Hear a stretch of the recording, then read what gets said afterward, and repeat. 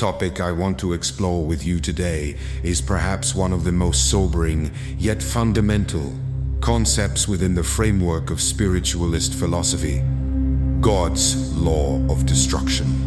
On its face, the title Law of Destruction sounds harsh, perhaps even nihilistic. But as we unpack the wisdom of the high spirits, we find that destruction is not merely an act of random devastation. Rather, it is a crucial, benevolent, and universal mechanism of spiritual progress. An audience member leaving today will understand this law not as a curse, but as an indispensable part of cosmic design. The purpose and necessity of destruction. The central thesis is profound. Destruction is a necessity for the physical and moral regeneration of sentient beings. Why must things be destroyed? Simply put, destruction at a material level is the key to life's perpetual renewal. Nature is constantly at work, tearing down the old structures, whether they be physical bodies, societal constructs, or old ideas, to provide the elements, the space, and the fertile ground for something new and improved to emerge. Life and death as dual aspects of one law. The spirits explain that the very mechanism of life on the physical plane necessitates destruction. If living beings did not die, their numbers would soon proliferate to such an extent that existence would become impossible. Death, therefore, is an essential regulator. It is a process that restores the balance necessary for the perpetual evolution of new species and new life experiences. The organism that perishes simply returns the material elements it borrowed to the common reservoir of matter, which is then used to form new bodies. Types of destruction and the limits of necessity. The spirits distinguish between two major categories of destruction: necessary destruction and excessive or harmful destruction. 1. Necessary destruction.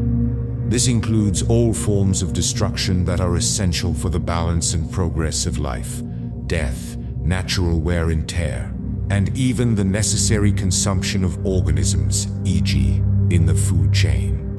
This is God's law at work, maintaining harmony. 2. Harmful destruction. Excessive. This is where humanity often oversteps its bounds. The spirits state that destruction which goes beyond the limits of need is a violation of the law of God. The primary example of this is war. War is the epitome of unnecessary, destructive excess. It is almost always a result of human passion, ambition, and selfishness, serving no legitimate purpose for spiritual progress. While the spirits acknowledge that war may sometimes act as a catalyst for rapid advancement, for instance, by rapidly clearing out old stagnant power structures or mixing populations, it is ultimately a devastating consequence of humankind's moral immaturity, not a divine mandate. The subsequent good that arises from war is not a justification for the evil of the act itself. The problem of calamities.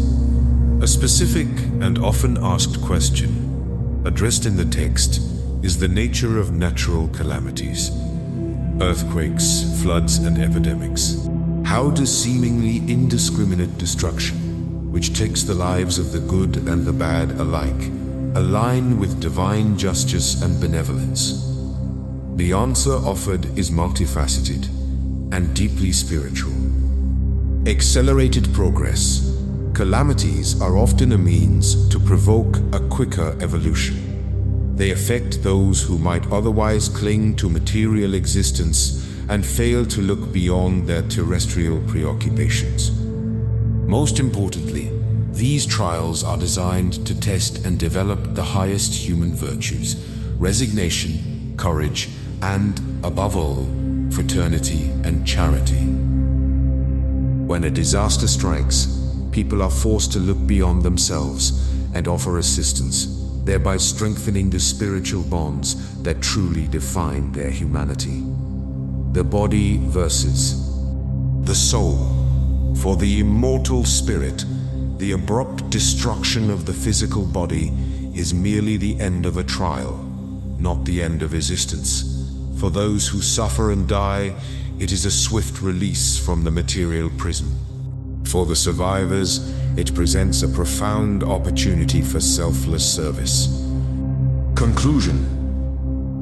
From destruction to regeneration. In closing, the law of destruction teaches us a critical lesson. We should fear not the destruction of matter, but the degradation of the spirit. The law of destruction is merely the inverse of the law of preservation. They are two sides of the same coin, with the ultimate aim being the constant upward march of evolution. Destruction is the tool of purification, clearing the pathway for regeneration. Everything in the universe moves from a state of imperfection. The destruction we see, the death of a body, the collapse of a nation, the end of an era, is merely the necessary preparatory step for the spirit's next great lesson. Our goal, therefore, is not to stop the inevitable cycle of destruction, but to ensure that our contributions to it are always within the limits of necessity, guided by love, and focused on accelerating the moral progress of all humanity.